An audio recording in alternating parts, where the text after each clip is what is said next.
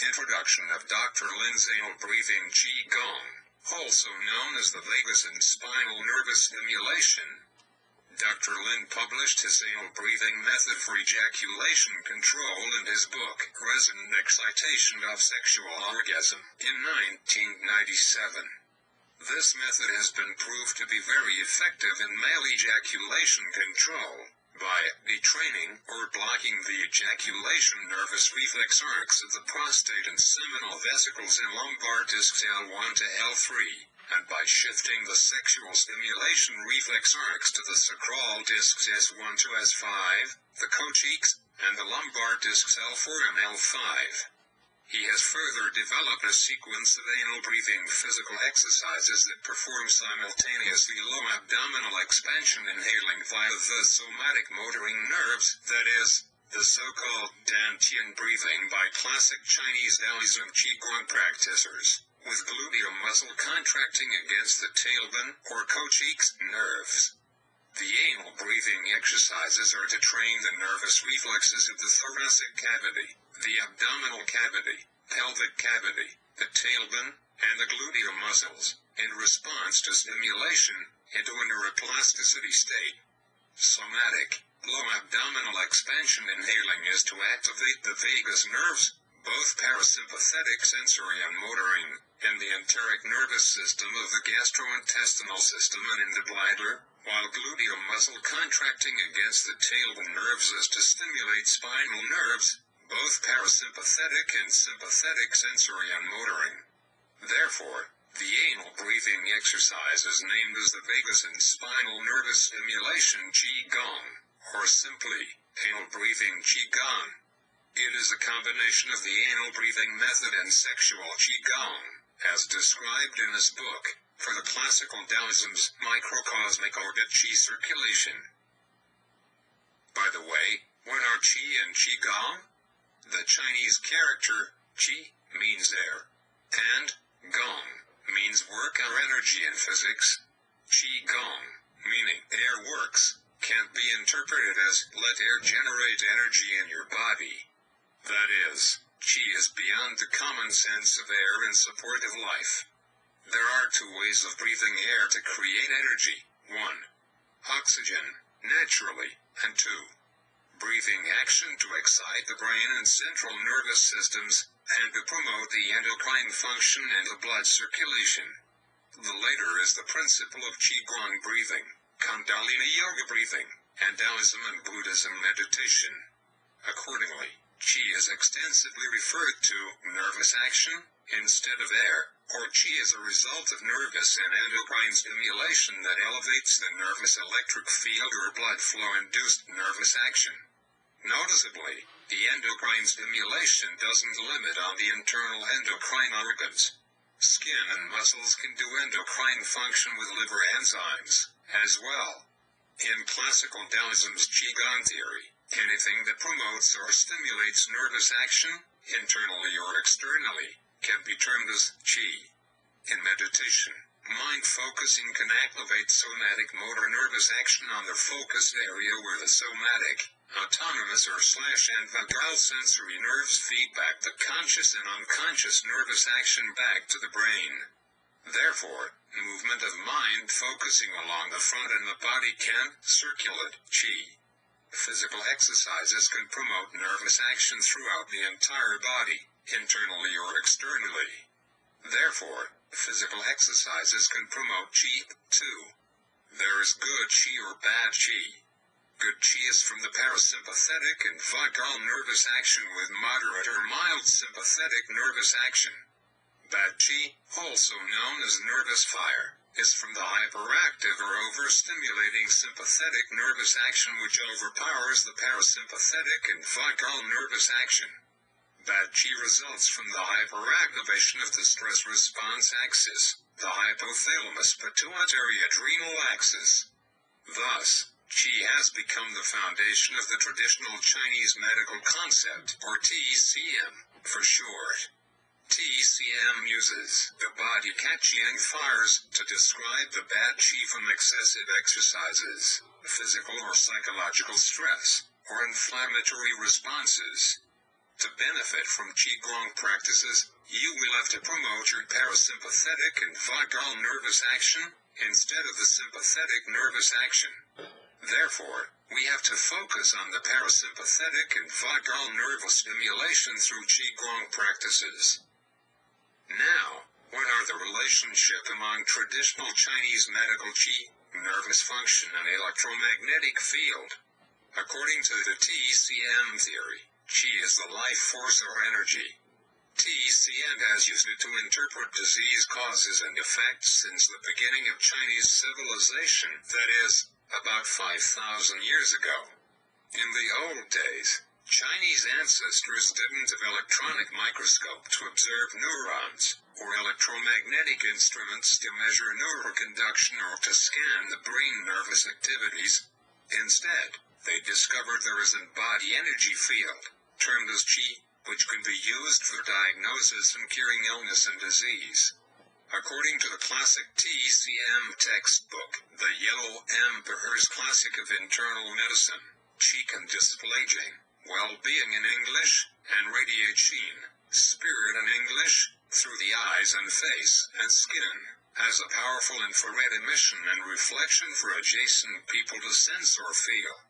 Therefore, a Qigong energized practitioner will emit Qi and Qin from the head, eyes and face, known as three flowers floating on the top, and his or her five organ systems, the lung system, the cardio/heart system, the liver system, the kidney system which includes the endocrine organs, kidneys, adrenal glands, and testicles or ovaries, and the digestive system, should generate sufficient Qi harmonically, like the spring source of five streams. Today, the TCM system still refuses to modernize its theory with neuroscience for one reason, that is, Qi covers nervous functions, and beyond, which cannot be interpreted by the modern medical science. That is why the Western medical societies consider acupuncture, a Chinese type of nervous stimulation, as pseudoscience or pseudomedical, although nervous stimulation has been widely used in many emergency treatments, or the long-term care of chronic nervous disorders. Some clinic studies have proved the acupuncture or sham needle insertion can release or even cure chronic pain. An interested study, known as Acupuncture for Migraine Prophylaxis, by Klaus Lind and et.al., published on October 7, 2009 in the Cochrane Library, shows that the needle insertion in both the acupuncture points and the sham points produces the same benefit of treatments.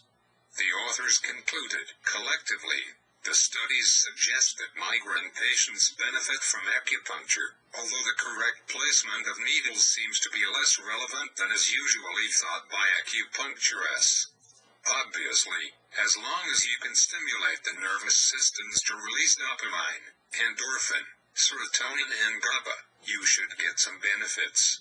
It is no wonder that electrode acupuncture or electropulse nervous stimulation, for example, the vagus nervous stimulation or VNS, has been widely used in the alternative and mainstream medicines.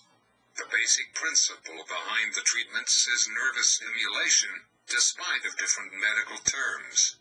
Therefore, we can conclude that acupuncture is a Chinese type of nervous stimulation, with a needle insertion which alternate, seduce or excite, the body by an electric field. Nervous stimulation can be achieved in many ways without needling insertion too, such as electrode implant for constant stimulation, pressure massage, cupping massage, skin stimulation with herbs like hot pepper, ginger or peppermint extract, infrared thermal effects, non-destructive stretching or compressing exercises, such as regular exercises, or special exercises like yoga and QiGong, brain and nervous nutrients, increase of androgen hormones, and our improvement of blood circulation. Accordingly, the mysterious Qi can be further considered as the body's electromagnetic field, energy induced by nerve systems, and by the blood magnetohydrodynamic, or MHD, flow in the magnetic field such as the nervous transmission-induced field, Earth, and Earth's ionosphere, from 85 kilometers, or 53 miles, to 600 kilometers, or 370 miles, altitude. This means Qi is far beyond the anatomy of the brain and nervous systems. It is the interaction among the brain/nervous systems, blood circulation and internal-external electromagnetic fields. For this reason, the acupuncture points are neither in the major neurons or blood vessels except the governing vessel is assumed to be along the spine which houses the spinal nerves, the extension of the central nervous system. The brain and nervous functions are the main sources of the body electric and play the dominant role in the Qi theory. Qi can be alternated by body chemical and physical processes, psychologically and physiologically. The involved factors include mind, psychic power or religion, nutrients, body chemistry, air, oxygen, sunlight, meditation, breathing, thermal effects, electromagnetic fields, nervous stimulation, exercises such as mechanical stretching and compression of bones and muscles, massage, internal and skin/tissue endocrine functions, blood circulation, drugs, industrial and environmental chemicals, and viral infection. This body electric-based Qi theory can interpret and solve rheumatoid arthritis, which Dr. Lin suffered from 1988 to 1994. Rheumatoid arthritis is an inflammatory response of nerves and joints to the variation of ionosphere altitude and thickness, as a result of weather change. The patient can forecast the weather more accurate than weathermen do. Solar storms can affect the body electric field, the Qi, too, an alternate human psychology. MRI can temporarily change both the body electric field and the blood MHD-induced electric field. Surgery won't cut off acupuncture meridians unless cutting off major nerves, major blood vessels or removing organs, but may alternate the location of the acupuncture points and meridians. Organs transplant will alternate the organ-associated acupuncture points and meridians until the vagus and autonomic nerves to the organ are reconnected. It may take few years for a transplanted heart to start to respond to the vagal and sympathetic nervous inputs. Okay, wow, what is anal breathing?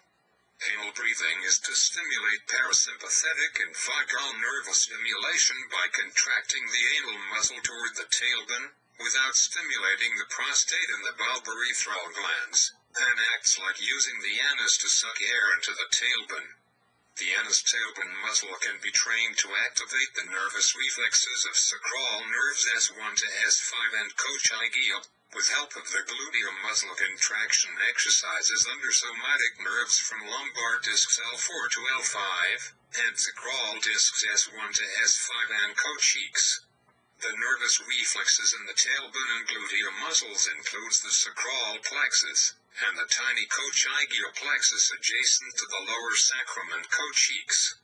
Anal breathing uses both plexuses to produce nervous action, as Qi, on the spinal nerves via a complete parasympathetic nervous stimulation with a minor sympathetic nervous stimulation on L4 and L5 sensory nervous input.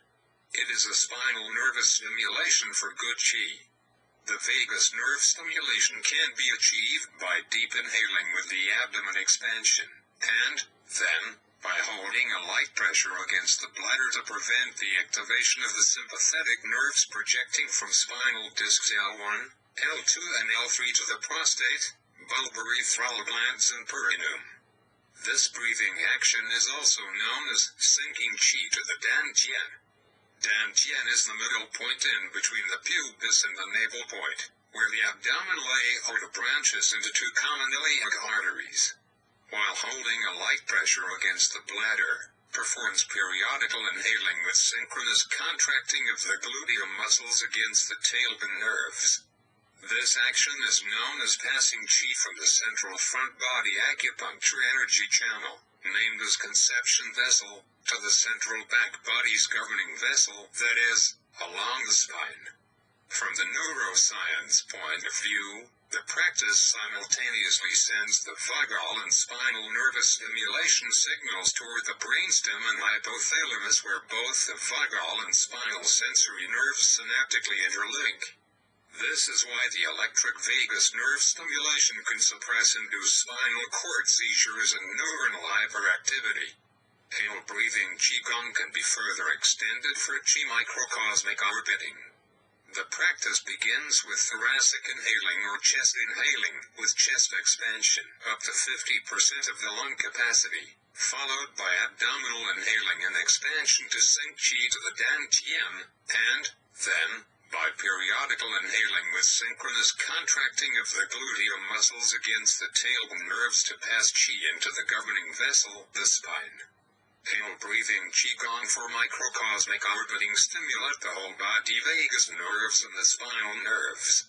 Next, what is the relationship between the Chinese acupuncture meridians and the Western medical vagus and spinal peripheral nervous system?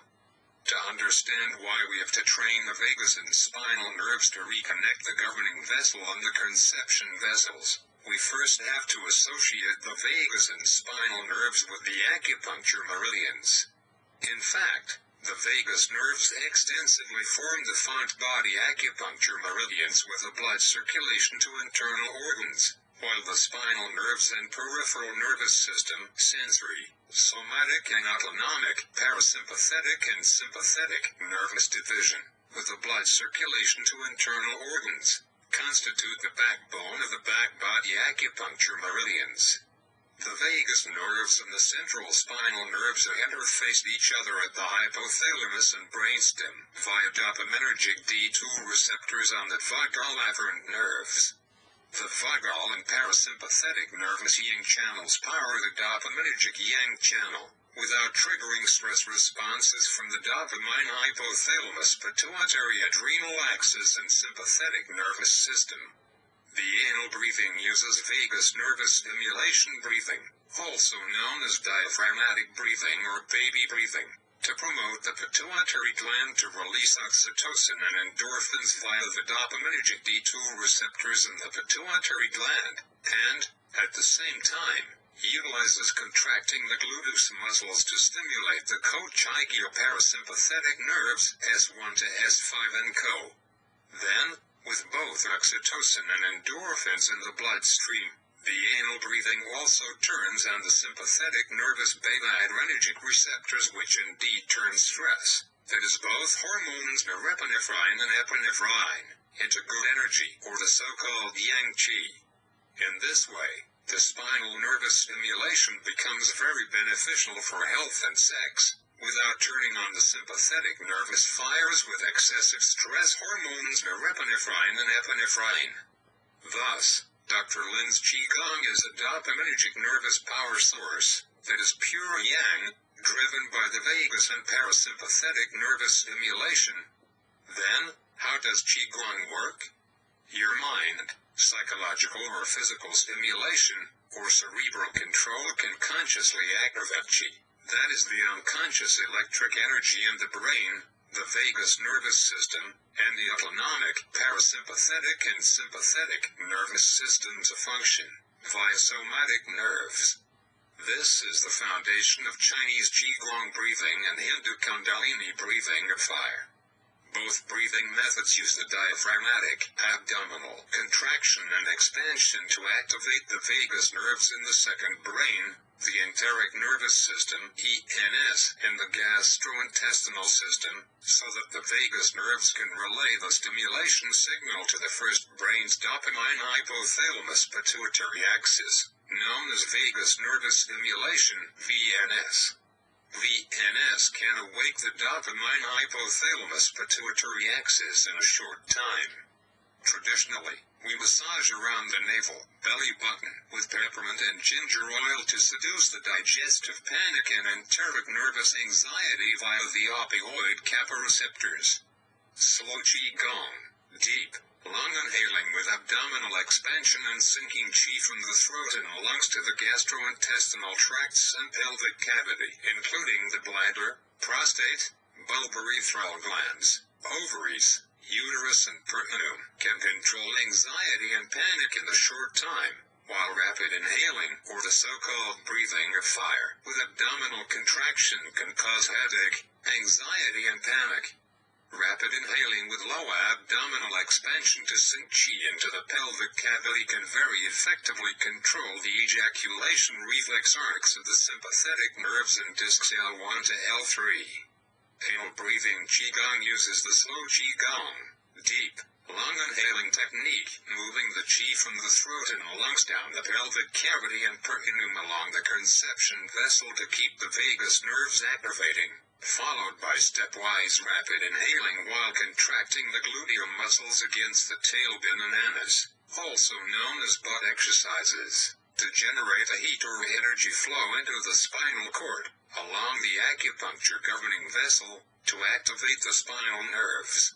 Here, the heat or energy flow is generated by the testosterone DHT conversion in the local androgen hormone receptors with the liver's cytochrome P450 enzymes. The energy flow can wake up sexual arousal. For men, the energy flow should not be generated in the coccyx muscles, or PC muscles, also known as perineum and prostate muscles, to activate the pre-ejaculation and prostate fluid release, while for women the energy flow should be generated by both the PC muscles and anus tailbone muscles to increase sexual arousal. In this regard, men must avoid PC and prostate muscle contraction and the nervous reflex arcs and discs L1 to L3, if they want to achieve effective ejaculation control. This means, men should train the nervous reflex arcs of the tailbone nerves S1 to S5 and to replace the nervous reflex arcs and discs L1 to L3 with inputs from the prostate, seminal vesicles, bulbourethral glands, and PC muscles. Holding a light pressure against the bladder to expand the PC muscles can avoid PC muscle contraction. Both the vagus and spinal nerves relay the stimulation signals to meet each other in the brainstem and hypothalamus, where they are connected physically. Simultaneous stimulation from both nervous system produces a high level of physiological and psychiatric wellness and rewarding with activation of the central dopaminergic, cholinergic, noradrenergic, adrenergic, vagus and autonomic nervous system, parasympathetic, and sympathetic, and with the optimal nervous modulation from the serotonergic, GABAergic and endorphinergic nervous function.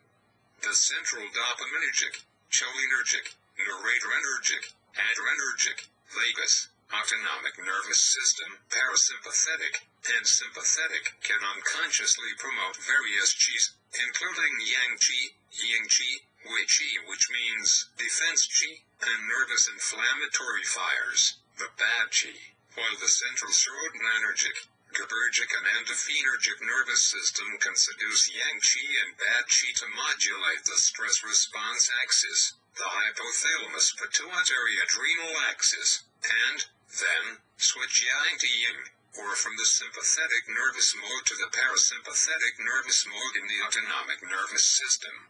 Seminal and prostatic fluid chemistry does affect the ejaculation control.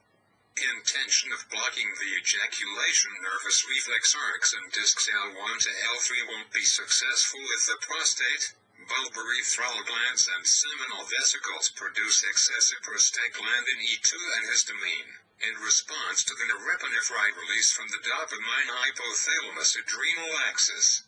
Excessive norepinephrine with its excessively induced prostaglandin E2 and histamine in the semen or pre-ejaculation fluid usually activates the ejaculation nervous reflex arcs of the prostate, the urethra and the glands, and overheats the brain for sympathetic nervous fight response, persistent sexual arousal, and ejaculation or orgasm urgency. Seminal and prostatic fluid containing a high level of beta-endorphin, melatonin, serotonin and GABA can very effectively calm the sympathetic nervous fight, and enhance the vagal parasympathetic nervous control, even if the dopaminergic, noradrenergic and adrenergic function are stimulated to reach to the peak. This is because beta-adrenergic stimulation will continuously induce an elevation of beta-endorphin and corticosterone to mediate prostaglandin E2 and histamine stimulation. Finally, Dr. Lin would like to demonstrate his anal breathing method in the next video clip.